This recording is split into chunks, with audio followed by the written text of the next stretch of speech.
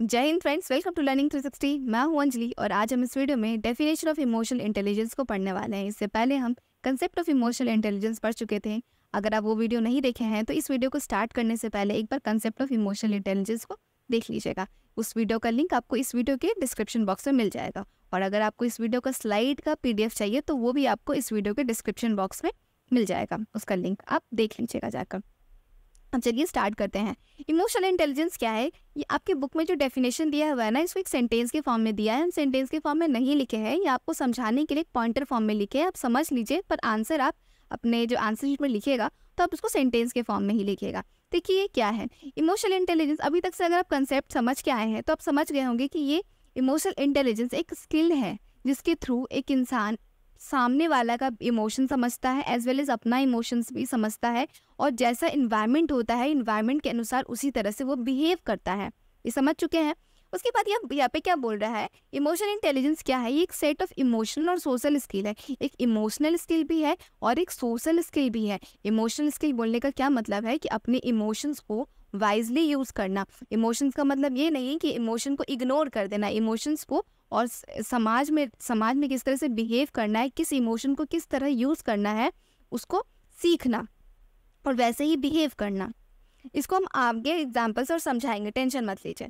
That influence the way we perceive, जो influence हम लोग को इन्फ्लुएंस करता है ये इमोशनल इंटेलिजेंस। हम अगर जो आपके अंदर इमोशनल इंटेलिजेंस है तो वो इन्फ्लुएंस करेगा किस तरह से आप परसीव कर रहे हैं, किस तरह से आप सामने वाले की बात को ले रहे हैं इन द सेंस, अगर सामने वाला आपको समझाया, जैसे मान लीजिए किसी का राइटिंग ना अच्छा नहीं है, ठीक है, अच्छा नहीं है मतलब लेजिबल नहीं है। मेरे साथ ये बहुत बार होता है। ये मेरी एक स्टूडेंट है, वो उसका राइटिंग ना अच्छा है, ठीक है, सुंदर लगता है देखने में, पर उसका राइटिंग ना लेजिबल नहीं है। तो उसको हम हमेशा समझाना चाहते हैं, कंटिन्यूस वो क्लास 10 से लेके टिल ग्रेजुएशन तक समझाते ही आए हैं कि तुम्हारा राइटिंग लेजिबल नहीं है, इसको ठीक करो, ठीक। पर वो कभी ठीक नहीं की। इवन अभी भी उसको गुस्सा आ जाता है अगर हम जब भी उसको बोलते हैं कि राइटिंग तुम्हारा लेजिबल नहीं है।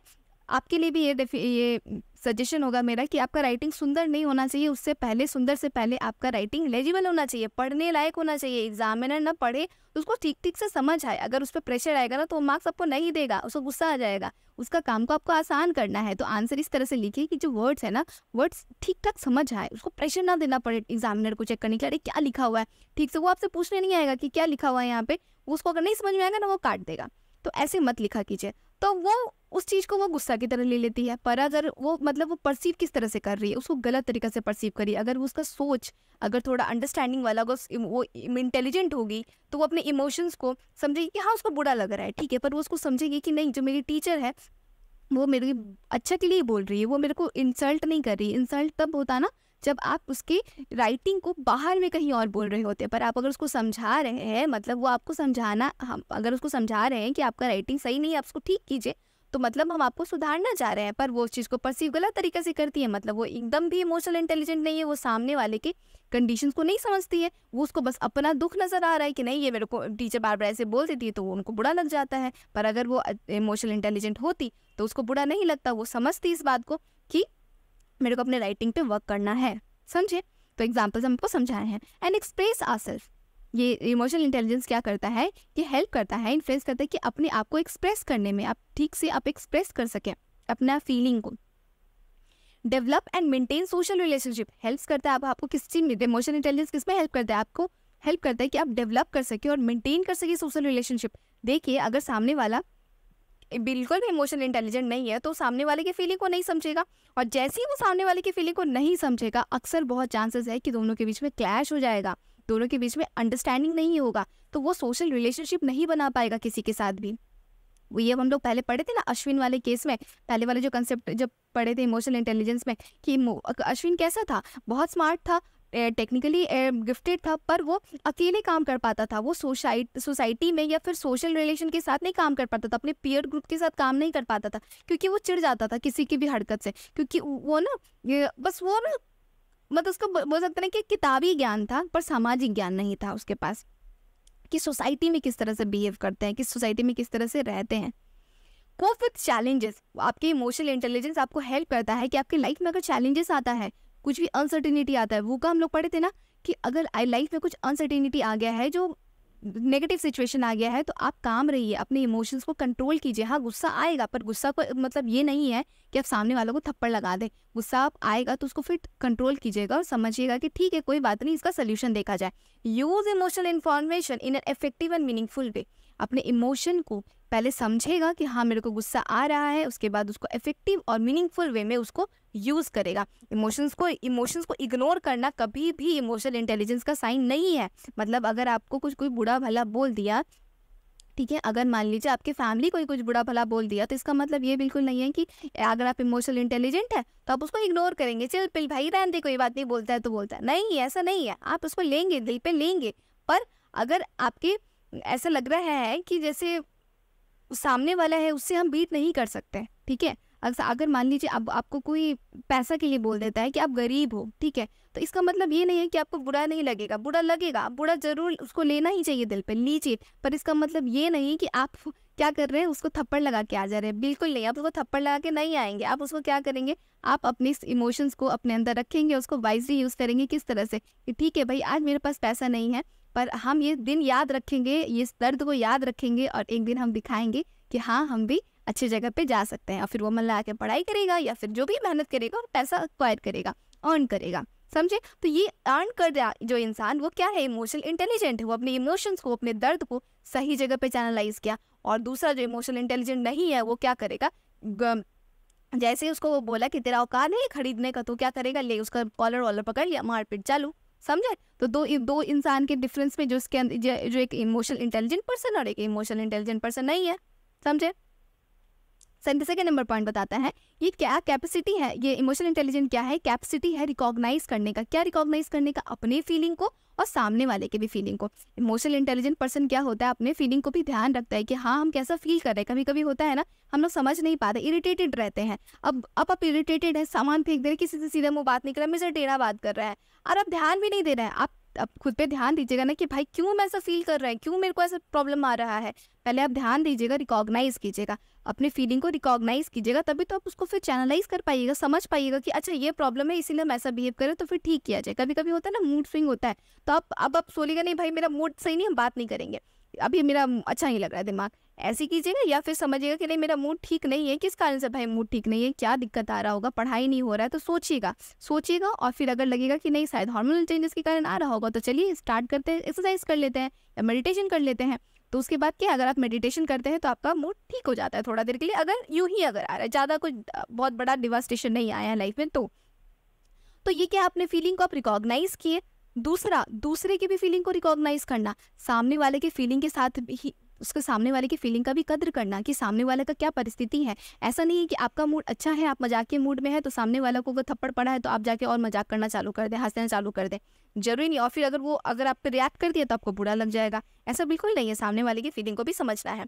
दूसरा आता है हमारा third number point, motivating ourself for managing emotions for ourself and in our relationship. ये हमको इमोशनल इंटेलिजेंस क्या करता है, मोटिवेट करता है हम लोग को मैनेज करने में, अपने इमोशंस को मैनेज करने में, और अपने रिलेशनशिप को उस मैनेज करने में, अपने इमोशंस को भी अपने अंदर मैनेज करने में, प्लस उस इमोशंस को इसलिए अपने रिलेशनशिप में भी मैनेज करने में। मतलब अपने इमोशंस को किस तरह से यूज़ करें कि आपका जो रिलेशनशिप है किसी के भी साथ, सोशल रिलेशनशिप, आपकी मम्मी हो सकती है, आपके फादर हो सकते हैं, या फिर आपका फैमिली, फ्रेंड्स, आपका स्पाउस, कुछ भी हो सकता है, उसके साथ किस तरह से रिलेशनशिप मेंटेन करके रहा जाए। एवं definition emphasise that knowledge about emotion. ये डेफिनेशन क्या, ये जो हमारा अभी तक से जो हम डेफिनेशन पढ़ रहे हैं, ये किस पे एम्फसाइज करता है, ये एम्फसाइज करता है कि इमोशंस क्या है, knowledge about the emotions can be use to make sense of our internal and social world. इस तरह से यूज़ करना, इससे अपने सेंस को मतलब अपने समझ, अपने सेंस को किस तरह से यूज़ करना, अपने अंदर के इंटरनल और सोशल वर्ल्ड को पहचानने में, समझने में, और उसी तरह से डिसीजन लेने में कि सोशल रिलेशनशिप है सही रहे, आपका भी भला हो, सामने वाला का भी भला हो, समझे। क्योंकि ये क्या है, कोप कर रहा है, हेल्प कर रहा है आपको चैलेंजेस से सोशल रिलेशनशिप को मेंटेन करने में, इफेक्टिव और मीनिंगफुल वे में सोशल इमोशनल इन्फॉर्मेशन को यूज़ करने में, ठीक है। उसके बाद हमारा आता है दूसरा डेफिनेशन जो एम्फसाइज करता है एडप्टिव फंक्शन पे। ये बताता है कि इमोशनल इंटेलिजेंस क्या है, एडप्टिव फंक्शन है। एडप्टिव फंक्शन क्या है, ये आपको एडप्ट करने में हेल्प करता है कि सामने अगर कोई भी बुरा परिस्थिति आया, जैसे बता रहा है कि एन अरे ग्रुप, जैसे अरे का मतलब होता है ग्रुप ऑफ सिमिलर एलिमेंट। अगर कुछ नेगेटिव सिचुएशन बहुत सारा आ गया है, या फिर ऑफ नॉन कॉग्निटिव एबिलिटीज। ये क्या है? नॉन कॉग्निटिव एबिलिटीज है जो कि बचपन से नहीं रहता है, धीरे धीरे एक्वायर किया जाता है। ये कॉम्पिटेंसीज हैं, skill that influence one's ability to succeed in coping environmental demands and pressure. मतलब कि ये बचपन से नहीं रहता है कि आप है ना बच्चे से छोटा बच्चों को बोलिएगा अगर चुटकी भी बजाइएगा तो आपकी तरफ देखेगा ना, तो ये कॉग्निशन है, वो ध्यान देगा आप पे। पर ये जो है ना इमोशनल इंटेलिजेंस, ये कॉग्निशन नहीं, ये नॉन कॉग्निटिव एबिलिटीज़ है। ऐसा नहीं है कि आपके अंदर शुरू से था, ये धीरे धीरे लाइफ एक्सपीरियंस होते होते आप समझ पाते हैं, क्वायर कर पाते हैं। पहले जो छोटा बच्चा होता है, जब छोटे होंगे, जब टीन एज वाले में रहते होंगे, तब आपको ना एक सामने वाला अगर फ़ोन आपका कॉल नहीं उठाता है ना, तब आपको ना बहुत बुरा लग जाता होगा। पर अब जब आप मेच्योर हो जाएंगे धीरे धीरे, या हाँ अब अगर मेच्योर हो गए होंगे तो आपको समझ में आएगा कि नहीं, कल सामने वाला अगर कॉल नहीं उठाते तो इसका मतलब हमेशा ये नहीं है कि वो आपको इग्नोर कर रहा है। कभी कभी ये भी हो सकता है कि वो बिजी रहा हो, कोई नहीं बाद में बात करेगा। तो ये अगर आप में आपका सोच ऐसे डेवलप कर रहा है, मतलब आप ये इमोशनल इंटेलिजेंस का जो स्किल है आपके अंदर डेवलप कर रहा है, जो कि बचपन से नहीं होता, ये एक्वायर्ड किया जाता है। ये स्किल है that influence one's ability to succeed in coping environmental demands and pressure. की एबिलिटी है जिसके थ्रू आप एनवायरमेंट की डिमांड और प्रेशर को हैंडल कर पाते हैं, कोप कर पाते हैं, उसको ओवरकम कर पाते हैं। ठीक है, बार बार देखिए इग्नू का जो बुक है ना, बार बार आपको एक ही लाइन घुमा फिरा के बोलता है। हम आपको पूरे डी में पढ़ा रहे हैं, आप इतना सारा नहीं, पर हाँ आप जब आंसर लिखिएगा ना तो इतना अच्छे से समझा दिए है ना, तो आप उसको बहुत अच्छे से आंसर, आपके पास कंटेंट का कमी नहीं होगा। बहुत सारा आंसर आपको जब आंसर लिखिएगा तो बहुत सारा कंटेंट आपको याद आ जाएगा। और दूसरा बात सबसे इंपॉर्टेंट ये भी है कि बस आंसर ही नहीं लिखना है, आपको इमोशनल इंटेलिजेंट भी बनना है। मेन पर्पस बुक का पढ़ने का यही है, ना ही कि बस आपको अच्छा मार्क्स लेके आना। ठीक, 6 नंबर पॉइंट बताता है इमोशनल इंटेलिजेंस सबसेट है किसका? सोशल इंटेलिजेंस का। ये इमोशनल इंटेलिजेंस जो है ये आपके एकेडमिक इंटेलिजेंस का बात नहीं कर रहा है, ये सोशल इंटेलिजेंस का बात कर रहा है कि किसके साथ किस तरह से बिहेव किया जाए, कहाँ पे क्या बोला जाए, कहाँ पे क्या नहीं बोला जाए। सामने वाले की जिस तरह से आपको बोल रहा है उसके बाद कुछ भी लोग होते हैं ना, उनको हर छोटी छोटी बात का दुखी लग जाता है, हर छोटा बात का बुरा लग जाता है। अगर आप नॉर्मली मतलब क्या है, उनको समझ ही नहीं आता है, मतलब है ना कि वो अपने ही इमोशंस की बस घिरे हुए रहते हैं, बस अपने ही इमोशंस के बारे में सोचते रहते हैं। क्योंकि हम यहाँ पे बताया है ना, emotional intelligence ability to understand own and other feelings. खाली अपने ही इमोशंस के बारे में नहीं सोचना, अपने भी इमोशन के बारे में सोचना और दूसरे के भी इमोशंस के बारे में सोचना, दूसरे की भी फीलिंग के बारे में सोचना कि सामने वाला अगर मेरे को बोला है तो उसका क्या परिस्थिति रहा होगा, समझे। This ability to provide information to guide and thinking and action. ये एबिलिटी है सोशल इमोशनल इंटेलिजेंस आपको प्रोवाइड करता है इन्फॉर्मेशन को गैदर करने में और इन्फॉर्मेशन को यूज़ करने में, जो आपकी सोच को और एक्शंस को गाइड करता है। जैसे बोल सकते हैं कि अगर आप वही बात है, वापस वही एग्जांपल आप अगर समझेंगे तो बहुत सारे एग्जांपल लाइफ में आता ही है कि अगर आपको कोई एडवाइस दिया या फिर आपको कोई डांट दिया या आपको कोई क्रिटिसाइज कर दिया, तो आप क्रिटिसिज्म के थ्रू आप रोने लगेंगे, अपने फेलियर को लेके रोएंगे और सुसाइड कर लेंगे कि अपने फेलियर को, कमी को ध्यान देंगे और कमी को ध्यान देने के बाद उस तकलीफ को चैनलाइज करेंगे और फिर सोचेंगे कि कहाँ कमी रह गया, फिर उस कमी को दूर करके फिर वापस एग्जाम में बैठेंगे और उस एग्जाम में फिर सक्सेस करेंगे कि जो अपने दुख को ऐसे डायरेक्शन में लेके जाएंगे कि आपको वो डायरेक्ट पंखा पे लटका दे, सुसाइड करवाने में हेल्प कर दे।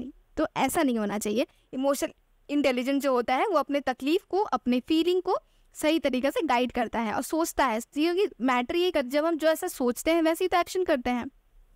एक मिनट, अगर हमारा सोच अगर ये समझेगा कि चलो कोई बात नहीं आज ठीक है, एक ऑप्टिमिस्टिक सोच कैसा होता है, सोचता है कि आज अगर बुरा दिन है तो कोई बात नहीं, आगे अच्छा दिन आ जाएगा, मेरे मेहनत से आ जाएगा, तो ये क्या है, फिर उसके बाद वो सही तरीके से वापस पढ़ने बैठ जाएगा।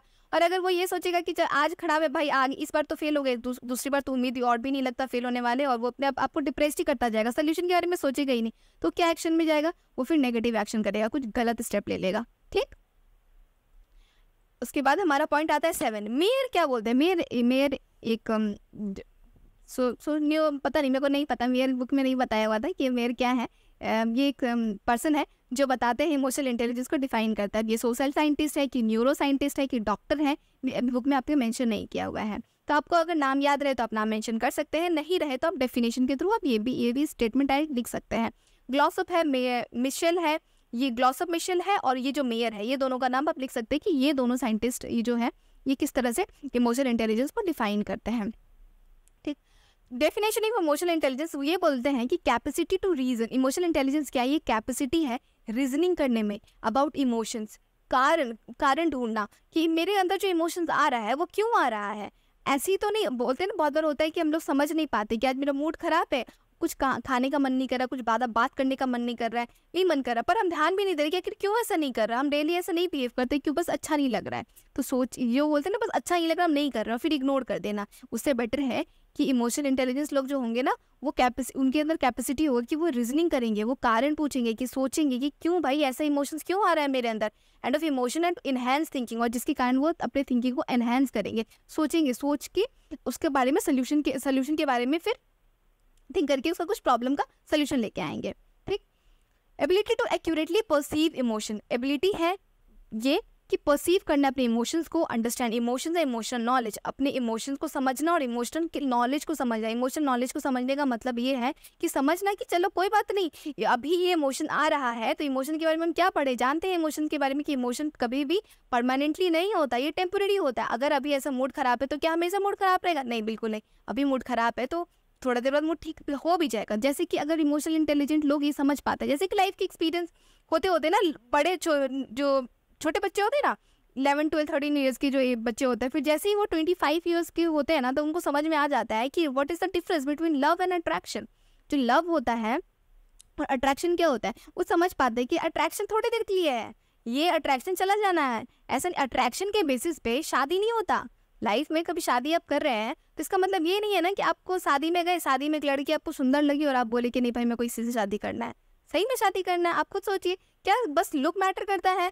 क्या लुक के बेसिस पे पूरा लाइफ आपको उसके साथ चल जाना है? बिल्कुल नहीं। ऐसा डिसीजन आप कभी नहीं ले सकते हैं कि बिना उस इंसान को समझे। तो अगर एक समझदार इंसान जो होगा, इमोशनल इंटेलिजेंट होगा, वो उस लड़की से बात करेगा, उस लड़की को जानेगा, उस लड़की के हर सारे कंडीशन में उसको रख के समझेगा, उसके बाद रहेगा। ना ही कि बस वो एक चीज़ से उसको जज कर लेगा कि भाई लुक सही है तो इसके बाद शादी कर लेते, मेरे को तो यही बेस्ट लग रही है। ठीक। क्योंकि ये जो अगर अच्छी लग रही है तो ये अट्रैक्शन है और ये थोड़ी देर का है। पर इस थोड़े देर की चीज़ के लिए, या जो लुक है, ब्यूटी भी टेम्पररी है, ब्यूटी परमानेंटली नहीं है, कुछ दिन बाद ये ब्यूटी भी ढल जाना है। तो अगर ब्यूटी के बेसिस पे शादी हो रहा है तो फिर वो जो मेरा अट्रैक्शन है वो भी कुछ दिन बाद खत्म हो जाना है। जब खत्म नहीं हो जाएगा तो फिर शादी करके क्या ही फायदा है ना? तो नहीं करेंगे। तो ये जैसे अट्रैक्शन के कंसेप्ट को समझ रहे कि अट्रैक्शन थोड़ी देर के लिए होता है, और अट्रैक्शन तभी तक होता है जब वो चीज़ हम लोग को मिलता नहीं है, मिल जाने के बाद फिर वो अट्रैक्शन नहीं रहता। पर लव के केस में ऐसा नहीं होता है। तो अगर जिससे प्यार करते हैं उससे शादी कीजिए, बजाय जिसके तरफ अट्रैक्शन हो रहा है उससे शादी करेंगे। तो यहाँ पे वो क्या, यहाँ तो लव और अट्रैक्शन का बात अलग था, पर यहाँ पे जो बात आ रहा है इमोशन नॉलेज को समझना, मतलब इमोशन को समझना कि इमोशन थोड़ी देर के लिए है। तो इमोशन के बेसिस पे कोई भी एक्शन नहीं लेना, कोई भी डिसीजन नहीं लेना कि अभी बहुत खुश है तो कोई इंसान मेरे को बहुत अच्छा बात बोल दिया, बहुत खुश है तो चलो खुशी में कुछ उसके ना अपना सारा जो इंपॉर्टेंट चीज़ सामान था उसको दे दिए। नहीं, सोच समझ के करना। इसीलिए बोला जाता है ना कि जब आप ज़्यादा खुश होते हैं तब भी कोई एक्शन नहीं लेना चाहिए, ज़्यादा दुख होता है तब भी एक्शन कोई नहीं लेना चाहिए। कोई डिसीजन ज़्यादा खुशी में और ज़्यादा दुखी में नहीं लेना चाहिए, क्योंकि उस टाइम पे आपका दिमाग काम नहीं कर रहा होता है। ठीक। तो ये जो होता है, एंड जो इमोशन इंटेलिजेंट होते हैं वो समझ पाते हैं कि ये इमोशन जो है थोड़ी देर का है, ये ज़्यादा देर का नहीं चलेगा। तो उसके बेसिस पे वो कोई इमोशन के बेसिस पे कोई भी डिसीजन नहीं लेते हैं। अपने रेगुलेट करते हैं इमोशन को, so as to promote emotion and intelligence. अपने इमोशन को सही तरीका से रेगुलेट करते हैं कि वो सही तरह से इमोशन को इंटेलिजेंस के साथ रिलेट कर पाए। उसके बाद आता है एवर्ब perspective, emphasize synthesize of emotion and intelligence. ये जो ऊपर का जो पर्सपेक्टिव था, जो हर देखिए अपने अपने पर्सपेक्टिव, अपने अपने नज़रिया के थ्रू हर कोई इमोशनल इंटेलिजेंस को डिफाइन कर रहा है। तो ये जो ऊपर अभी जो डेफिनेशन हम पढ़े हैं कि ये कैपेसिटी है, रीजनिंग करने में हेल्प करता है, एबिलिटी टू एक्यूरेटली परसीव करना, यहाँ पे कि ये मतलब ऐसा नहीं है कि इमोशन में थोड़ा वेग सा रहना कि समझ ही नहीं पा रही कि हम खुश हैं कि दुख है। समझना एग्जैक्टली कि जो इमोशन आ रहा है, अगर दुखी वाला इमोशन आ रहा है, चिड़चिड़े हो रहे हैं, मेरे अंदर मोटिवेशन का कमी आ रहा है, क्या दिक्कत आ रहा है, एक्यूरेटली उसको समझना एकदम सही तरीका से, इसको समझने में हेल्प करता है। ये इमोशंस को, इमोशन नॉलेज को हेल्प करता है, समझने में हेल्प करता है। तो ये अभी तक का जो पर्सपेक्टिव था ना, ये बता रहा था कि ये एम्फेसाइज कर रहा था सिंथेसिस ऑफ इमोशन को और इंटेलिजेंस को। सिंथेसिस ऑफ इमोशन मतलब ये इमोशन धीरे धीरे, इमोशन और इंटेलिजेंस दोनों आपस में धीरे धीरे डेवलप करता है, यानी कि बचपन से होता है। ये सिंथेसाइज मतलब क्या होता है, बनना। इमोशन और इंटेलिजेंस धीरे धीरे बनता है। ठीक है, अभी तक से ये बताया जा रहा है कि ये डेवलप करता है gradually with life experience. As IQ जैसे जो होता है आपका IQ के थ्रू हम मेजर कर पाते हैं ना कि कौन सा इंसान कितना इंटेलिजेंट है, इंटेलिजेंस क्वेश्चन। वैसे ही इमोशन इंटेलिजेंस को भी मेजर किया जा सकता है। क्वालिफाइड नहीं होगा, ये क्वांटिफाइड होगा। एक मिनट रुक जाइए, ये इमोशनल इंटेलिजेंस को भी क्वांटिफाई किया जा सकता है, मतलब उसका मात्रा बताया जा सकता है कि कितना कोई इंसान कितना इमोशनल इंटेलिजेंट है, कोई इंसान कितना इमोशनल इंटेलिजेंट नहीं है। ठीक, इसके थ्रू मैं मेजर कर सकते हैं EQ के फॉर्म में। IQ जो है आपका नहीं, EQ जो है आपका या फिर इमोशनल इंटेलिजेंस जो है, ये एक मिसिंग पीस है conceptualising a complete whole person. मतलब कहने का मतलब ये है कि अगर कोई भी इमोशनल इंटेलिजेंट पर्सन है कि नहीं, उसके एकेडमिक स्टडी को देख के आप नहीं बता सकते। किसी का IQ बहुत अच्छा है तो आप ये कभी नहीं बोल सकते कि नहीं उसका जो EQ होगा वो इमोशनल इंटेलिजेंट, वो भी इमोशनल इंटेलिजेंस उसका वो भी बहुत अच्छा होगा। बिल्कुल नहीं, ये कभी पर्सनालिटी को नहीं बताता है। पर्सनालिटी एंड इंटेलिजेंस दोनों अदर की कंपोनेंट्स है। इंटेलिजेंस, कोई एक इंटेलिजेंट पर्सन पढ़ाई में बहुत अच्छा हो सकता है, उसका दिमाग बहुत शार्प हो सकता है, वो बहुत जल्दी किसी चीज़ को सीख सकता है, पर इसका मतलब ये बिल्कुल नहीं है कि उसका पर्सनालिटी भी एक अच्छा इमोशनल इंटेलिजेंट की तरह होगा। वो आपके भी प्रॉब्लम को समझ पाएगा, वो मशीन के प्रॉब्लम को समझ सकता है, पर ज़रूरी नहीं कि वो एक इंसान के भी प्रॉब्लम को समझ पाएगा। इंसान अगर वो अपना दुख तकलीफ उसके पास लेके जाएगा तो उसके दर्द को भी उसी तरीके से वो समझ पाएगा। बिल्कुल नहीं, ज़रूरी नहीं है ये। रिसर्च बताता है कि इमोशनल इंटेलिजेंस एकदम ये डिस्टिंक्ट एबिलिटी है, does not share with either personality और इंटेलिजेंस। इमोशनल इंटेलिजेंस बिल्कुल शेयर नहीं करता है किसी के पर्सनैलिटी और किसी के इंटेलिजेंस के साथ। मतलब एक वही बात है वापस से कि वो एक इंटेलिजेंट इंसान तो देख के आप ये नहीं बोल सकते उसका पर्सनालिटी भी बहुत अच्छा होगा। किसी के मतलब किसी के डिग्री सर्टिफिकेट को देख के नहीं बताया जा सकता है कि पढ़ने में अगर अच्छा है तो वो एक अच्छा लीडर भी होगा। और यहाँ पे जो इमोशनल इंटेलिजेंस का बात हो रहा है, ये एक इमोशनल इंटेलिजेंट पर्सन के अंदर जो, या इमोशनल इंटेलिजेंट पर्सन तो नहीं बोलेंगे, जैसे कोई भी जो लीडर होते हैं ना, जो बहुत सारी ग्रुप को लीड करते हैं, वो गारंटी अगर वो एक अच्छी लीडर हैं तो वो एक अच्छे इमोशनल इंटेलिजेंट पर्सन भी होंगे। क्योंकि जब तक आप इमोशंस को नहीं समझेंगे आप किसी भी ग्रुप को गाइड नहीं कर सकते हैं, लीड नहीं कर सकते हैं। आप बॉस बन सकते हैं पर आप लीडर नहीं बन सकते हैं। बॉस और लीडर बनने में डिफरेंस है। जैसे एग्जाम्पल से यहाँ पे समझाया है कि एक्सट्रोवर्ट को जनरली बोला जाता है कि वो बहुत हाई इमोशनल इंटेलिजेंट होंगे, जो क्योंकि बहुत लोगों से बात करते हैं तो वो बहुत इमोशनल इंटेलिजेंस को ज़्यादा अच्छा होगा। ज़रूरी नहीं है, बिल्कुल ज़रूरी नहीं है। किसी का ये पर्सनैलिटी हो गया, किसी का ये इंट्रोवर्ट जो एकदम कम बोलते हैं। एक्सट्रोवर्ट मतलब एक वर्ड मतलब होता है बोलना, एक्स्ट्रो मतलब होता है एक्स्ट्रा, ज़्यादा बोलना। ज़्यादा बोलने वाले लोग ज़रूरी नहीं है कि वो हाई इमोशनल इंटेलिजेंस होंगे, कम बोलने वाले भी ज़रूरी नहीं है कि वो इमोशनल इंटेलिजेंस में बिल्कुल नहीं होगा। ये एक्सट्रोवर्ट इंट्रोवर्ट होना एक पर्सनालिटी है, उससे इमोशनल इंटेलिजेंस का कोई ताल्लुकात नहीं है। ठीक है, कोई ऐसा भी हो सकता है कि वो कम बोलता हो पर उसके अंदर high level of emotional intelligence होगा। जैसे बार वो बहुत बार होता है ना कि कोई लड़की है बहुत शांत सुशील सी लड़की है, कम बोलती है, तो उसको सोच लेते हैं कि नहीं बहुत समझदार होगी, बहुत समझदार लड़की होगी। और जो थोड़ा ज़्यादा बोलती है या चुलबुली सी है, थोड़ी होता है ना, बहुत लोग ज़्यादा बात करना पसंद करते हैं, बहुत ही ये एक्सट्रोवर्ट होते हैं, तो उनको देख के बोले कि नहीं ये बिल्कुल समझदार नहीं है। समझदारी का बोलने से क्या मतलब, बिल्कुल नहीं है ना, कि आपकी सिचुएशन को समझ पाएंगे नहीं। समझदारी जो बोल रही है यहाँ पे, या जो इमोशनल इंटेलिजेंस है ना, हमारे आम भाषा में उसको समझदारी बोलते हैं। ठीक, कौन सा इंसान समझदार है कि नहीं, किस तरह से वो सामने सोसाइटी में बिहेव करता है, सामने किस आपके आदमी के उसके सामने जो इंसान है उसके साथ वो किस तरह से सोशल रिलेशन बिल्ड करेगा। ठीक, तो ये यहाँ पे जो बताया जा रहा है कि जो उसका कैरेक्टर है, उसका पर्सनालिटी है, उसके पर्सनालिटी से आप उसको बिल्कुल नहीं जज कर सकते हैं कि वो किस तरह से इमोशनल इंटेलिजेंट होगा या नहीं। इसीलिए कभी भी किसी पे स्टैंप नहीं लगाइएगा किसी को पर्सनालिटी को देख के, अगर शांत है या फिर वो बोल रहा है तो।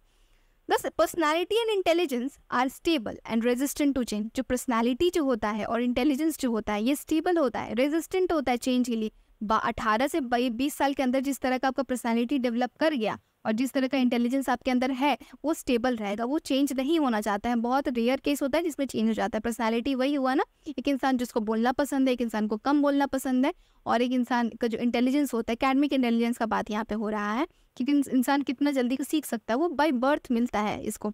ये एक्सपीरियंस, ये बोल सकते हैं ना कि ये स्टेबल होता है, ये बदलता नहीं है। पर इमोशनल इंटेलिजेंस ना लाइफ के एक्सपीरियंस के साथ वो धीरे धीरे डेवलप करता चला जाता है। ये एक स्किल है, जो स्किल जितना आप सीखते हैं ना वो और आपका बढ़ता है। ठीक, जो इमोशनल इंटेलिजेंस है ये डायनेमिक है। अभी तक से यहाँ पे क्या पढ़े, जो ये IQ है आपका, एकेडमिक इंटेलिजेंस है, ये आपका स्टेबल है, और ये जो है इमोशनल इंटेलिजेंस है ये डायनेमिक कंपोनेंट है। ये potential to involve and grow over time. धीरे धीरे जैसे जैसे टाइम के साथ आपका जो इमोशनल इंटेलिजेंस है वो डेवलप करता चला जाता है। जैसे आप समझ सकते हैं कि जैसे सामने आपकी कोई इंसान है, ठीक है, उसको सबसे आंकना है ना कि वो कितना इमोशनल इंटेलिजेंट है, या समझ में आया ना कि सही सही मायने में वो किस तरह से हैंडल करेगा, उसको नेगेटिव सिचुएशन में डाल के देखिए। जब बहुत बार होता है ना कि गुस्से में, विपरीत परिस्थिति में टेस्ट होता है, रियल टेस्ट होता है इमोशनल इंटेलिजेंट पर्सन का, कि अगर सामने अगर कुछ बुरा परिस्थिति है, नेगेटिव सिचुएशन है, अनसर्टेनिटी आ जाता है, तब वो किस तरह से बिहेव करता है, हाइपर हो जाता है, चिल्लाने लग जाता है, या फिर उसको कामली उस चीज़ को सॉर्ट आउट करने के बारे में सोचता है, सोल्यूशन के बारे में सोचता है। इसीलिए कभी भी किसी को बोलने से पहले एक बार उसको नेगेटिव सिचुएशन में डाल के देखिए कि वो इंसान इमोशनल इंटेलिजेंट है या इमोशनल इंटेलिजेंट नहीं है। ग्लॉसअप और मिचेल क्या बोलते हैं कि हाईलाइट करते हैं कि इमोशनल इंटेलिजेंस ये सीखा जा सकता है धीरे धीरे। कोई भी इंसान बचपन से नहीं होता इमोशनल इंटेलिजेंस, बाय बर्थ आता है आपका IQ, पर विथ सोशल स्किल, समाज में रहते रहते सीखते सीखते आपके अंदर डेवलप होता है ये EI, emotional intelligence. Unlike IQ के बिना, जैसे IQ के बिना नहीं, IQ के जैसा नहीं, ये बाय बर्थ नहीं रहता। ये IQ जो होता है फिक्स्ड होता है बाय विथ बर्थ, पर जो इमोशनल इंटेलिजेंस है ये डेवलप होता है, इन्हेंस्ड होता है थ्रू आउट लाइफ आपकी पूरे लाइफ में ये धीरे धीरे आप सीखते चले जाते हैं। आदमी लोग के साथ जितना बात करते हैं, रहते हैं, आपके अंदर समझदारी डेवलप करता चला जाता है कि किस तरह से कहाँ पे बिहेव करना है, कैसे सामने वाले की इमोशन को समझना है, किस तरह से अपने अंदर एम्पैथी डेवलप करना है। एम्पैथी क्या होता है? Empathy and capacity to understand others emotion can be nurtured. Empathy क्या होता है? एम्पैथी और सिंपैथी सुना वर्ड लग रहा है ना। सिंपैथी वो होता है जब सामने वाले के दर्द को आप सेम फीलिंग कर पा रहे हैं। पैथी मतलब होता है दर्द, तकलीफ, और सिम मतलब होता है सेम। सिंपैथी मतलब सेम दर्द को एहसास करना, और एम्पैथी मतलब होता है सामने वाले दर्द को फील भी करना और उसके हेल्प में कंट्रीब्यूट भी करना। और एम्पैथेटिक क्या होगा? जैसे एग्जांपल से समझिए कि एक इंसान अगर सिंपैथी है उसके अंदर, तो सामने वाला को अगर चोट लगा है तो वो उसके साथ तकलीफ दिखाएगा, रोएगा। और अगर वो एम्पैथेटिक है तो क्या करेगा? सामने वाले की तकलीफ को कम करने के बारे में भी सोचेगा। तो ये जो एक इमोशनल इंटेलिजेंट होते हैं वो एम्पैथेटिक होते हैं, सामने वाले की तकलीफ को समझते हैं और फिर उसके दर्द को कम करने के बारे में भी सोचते हैं। कैपेसिटी होता है उनके अंदर टू अंडरस्टैंड करने का, कि दूसरे के इमोशंस को समझने के लिए, दूसरे के इमोशंस को वो समझ पा रहे हैं, बस अपने इमोशंस के इर्द गिर्द वो नहीं घूम रहे हैं। EQ increases with age and maturation. जो EQ जो होता है, इमोशनल क्वेश्चन जो होता है, ये इंक्रीज होता है, बढ़ता है एज और मैच्योरेशन के थ्रू। जैसे जैसे आप मेच्योर होते चले जाते हैं, आप समझ पाते हैं, आपको छोटा बात का फिर बुरा नहीं लगता है। अब आप समझने लग जाता है कि कोई बात नहीं, सामने वाला का मूड खराब होगा। पहले जो छोटे बच्चे क्या होते हैं, छोटे बच्चे को आप हल्का डांट देंगे तो वो रोने लगेंगे, वो बिल्कुल नहीं सोचेंगे कि हो सकता है कि मम्मी का आज मूड खराब रहा होगा। पर जैसे जैसे आप बड़े हो जाते हैं, अगर मम्मी चिल्लाने लग जाती, चिड़चिड़ी हो जाती, तो समझ में आता है हम लोग को कि शायद मम्मी का मूड खराब रहा होगा, या फिर कोई टेंशन है इसलिए चिल्ला रही है। फिर आप याद नहीं तो आप ये भी सोच सकते हैं कि हो सकता है मम्मी थोड़ी वीक हो गई हो। बीमार होने के कारण भी कभी कभी इंसान बहुत चिड़चिड़ा हो जाता है, और जब आप ऐसे सोचते हैं ना तो आपको गुस्सा कम आता है, आप फिर ना रिएक्ट नहीं करते उतना ज़्यादा। नहीं तो अगर आप नहीं सोचेंगे, आप इमोशनल इंटेलिजेंट बिल्कुल नहीं होंगे, तो आप किस तरह से रिएक्ट करेंगे कि सामने वाला पे चिल्लाएगा तो आप ये बिल्कुल नहीं सोचेंगे कि हो सकता है उसका मूड खराब रहा, उसके साथ कुछ बुरा परिस्थिति है, उल्टा आप भी उस पर चिल्ला देंगे। तो ये क्या है? आपके सोशल रिलेशनशिप को मेंटेन करने में प्रॉब्लम ला रहा है। जैसे यहाँ पे पढ़े हैं ना पहले वाले में, ये हेल्प करता है मेंटेन करने में, सोशल रिलेशनशिप को मेंटेन करने में। अब आप धीरे धीरे अब जब दोबारा इसको ऊपर से यहाँ से पढ़ेंगे ना डेफिनेशन को, तो आपको पूरा जो पॉइंट्स है वो डिकोड होता चला जाएगा। तो यही तक रहने देते हैं हमारा वीडियो। कंप्लीट हुआ हमारा definition of emotional intelligence. Channel आपको वीडियो अच्छा लगा होगा तो वीडियो को लाइक कर दीजिएगा और चैनल को सब्सक्राइब कर दीजिएगा। ठीक है, थैंक यू।